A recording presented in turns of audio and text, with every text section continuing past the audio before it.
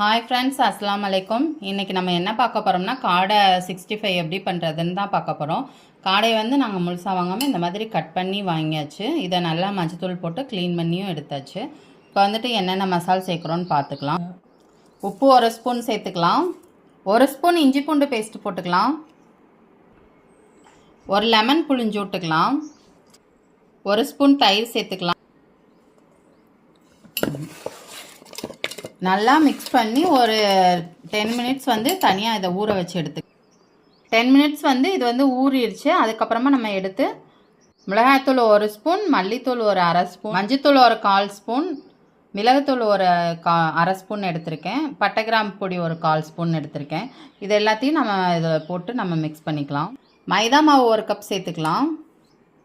அரிசி மாவு ஒரு 1/4 கப் சேர்த்துக்கலாம். கார்ன்ஃப்ளவர் ஒரு 1/2 கப் சேர்த்துக்கலாம்.